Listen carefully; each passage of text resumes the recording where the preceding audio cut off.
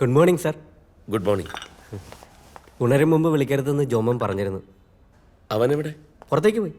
Breakfast ഞാൻ കൊണ്ടുവന്നിട്ടുണ്ട്. Sir fresh ആയിക്കോളൂ, എന്നിട്ട് ജോമൻ്റെ അടുത്തേക്ക് പോവാം.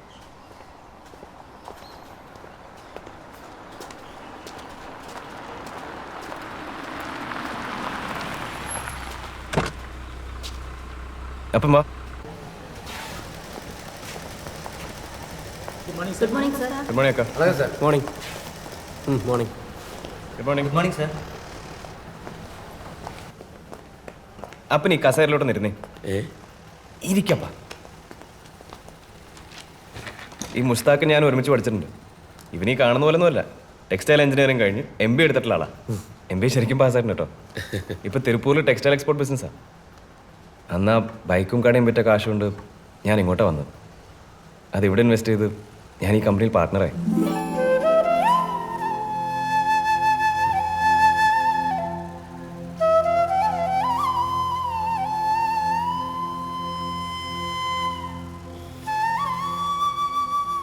TV-യിലും പത്രങ്ങളിലുമൊക്കെ പലതരം ദുരന്തങ്ങളുടെ വാർത്ത കാണുമ്പോൾ നമ്മൾ ദൈവത്തെ ശപിക്കും.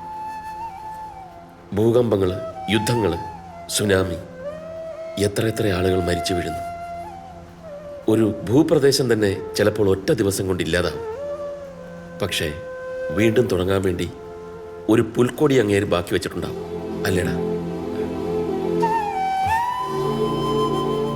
മുഷ്താഖെ, ഞാനിവിടെ ഇരുന്നൊരു സിഗരറ്റ് വലിച്ചോട്ടെ? അയ്യോ, അതിനെന്താ?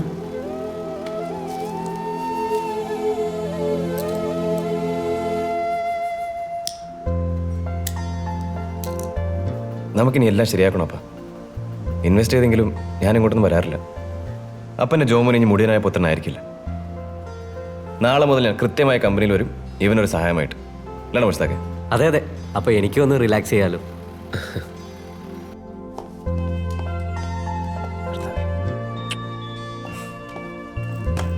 അപ്പ ഞാൻ ഇറങ്ങാണേ.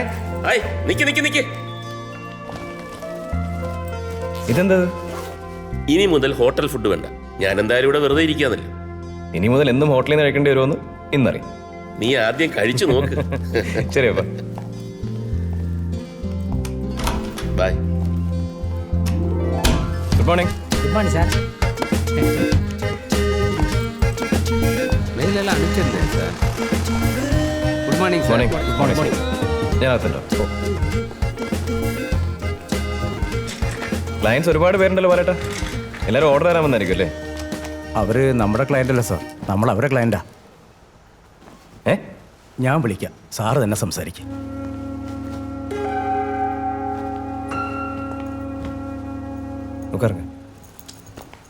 சார், நான் atlas tours and travels company manager.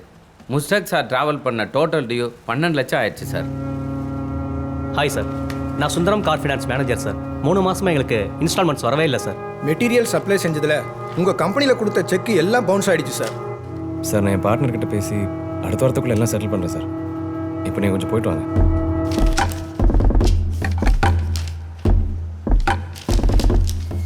Order എടുക്കാനാണെന്ന് പറഞ്ഞ് എപ്പോഴും വേൾഡ് ടൂറാണ് സാർ. ബിസിനസ് ക്ലാസ്സിൽ യാത്ര ചെയ്യും, സ്റ്റാർ ഹോട്ടലിൽ താമസിക്കും, വില കൂടെ കാറേ ഓടിക്കും. കമ്പനിയുടെ റിയൽ സിറ്റുവേഷനായി മാച്ച് ചെയ്യാത്ത ഇമാജിനറി വേൾഡാണ് പുള്ളിയുടെ ലൈഫ്. മൂപ്പരായിട്ട് കൊണ്ടുവന്ന കാശ് മുഴുവൻ പൊടിച്ചു കളഞ്ഞു. അപ്പോഴാ കുറേ കാശും കൊണ്ട് സാറിൻ്റെ വരവ്. I am very sorry to say this is a sinking ship. ഈ കമ്പനിയിൽ നിന്ന് എൻ്റെ ലാസ്റ്റ് ഡേ ആണ് സാർ. എൻ്റെ കുട്ടികളൊക്കെ പഠിക്കുക, മുന്നോട്ട് പോകണമെങ്കിൽ വേറെ ജോലി നോക്കിയേ പറ്റൂ. സാറൊരു പാവാൻ തോന്നിയോണ്ട് ഒന്ന് പറഞ്ഞിട്ട് പോവാന്ന് കരുതി.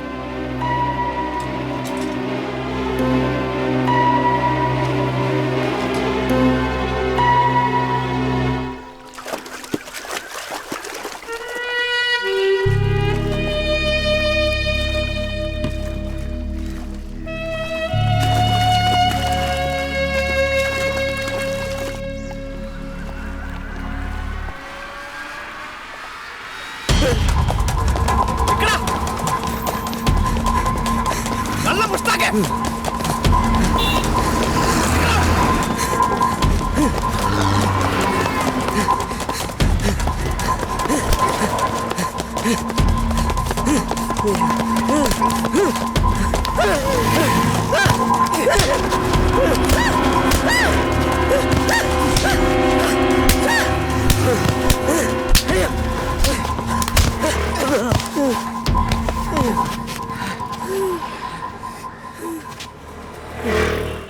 എന്തെങ്കിലും ഒരിക്കൽ ഇങ്ങനെയൊക്കെ സംഭവിക്കുമെന്ന് എനിക്കറിയാമായിരുന്നു.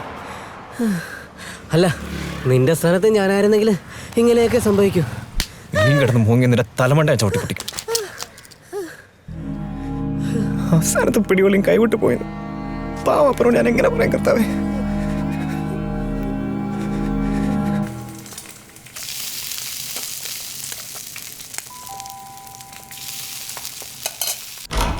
ആ വാ. എന്താണ് നിനക്കൊരു ക്ഷീണം? ഒന്നുമില്ല. ആ, ജീവിതത്തിൽ ആദ്യമായിട്ട് പണിയെടുക്കുമ്പം ഇങ്ങനെയൊക്കെ ഉണ്ടാവും. നീ കുളിച്ച് റെഡിയായി വരുമ്പോഴേക്കും നല്ല ചൂട് പുട്ടും ഉഗ്രൻ ചിക്കൻ കറിയും റെഡി. അടിപൊളി.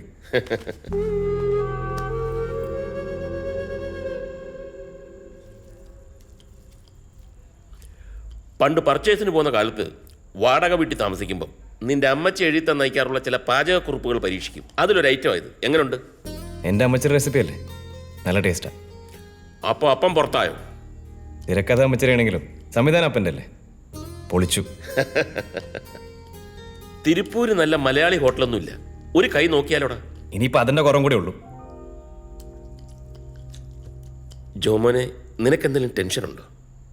ഏയ്, ഇപ്പോൾ ഉള്ളതൊക്കെ നേരാക്കിയിട്ട് പോരെ അടുത്ത പരിപാടി നീ ഉദ്ദേശിച്ചുള്ളൂ.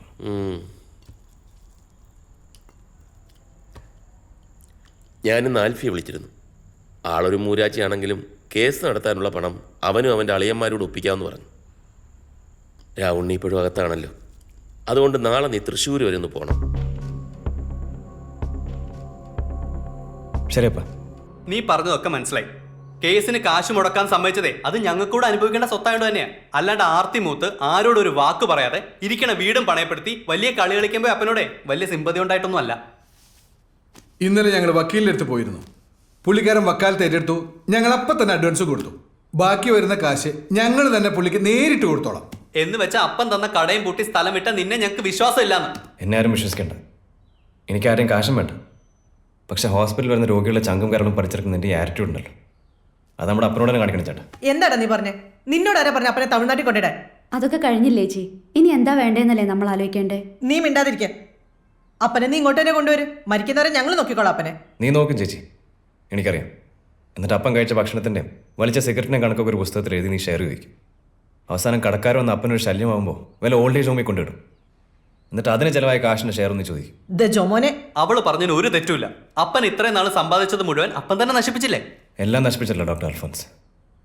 നിന്റെ ഈ ഡോക്ടർ സ്റ്റേറ്റസും പെങ്ങന്മാരിയിരിക്കുന്ന വെൽ സെറ്റിൽ ഭർത്താക്കന്മാരൊക്കെ അപ്പൻ്റെ സമ്പാദ്യങ്ങൾ തന്നെയാണ്. അതൊന്നും ഇപ്പോഴും നശിച്ചിട്ടില്ലല്ലോ. എനിക്ക് വേണ്ടി അപ്പൻ ചെലവാക്കിയത് മാത്രമേ വേസ്റ്റ് ആയിട്ടുള്ളൂ.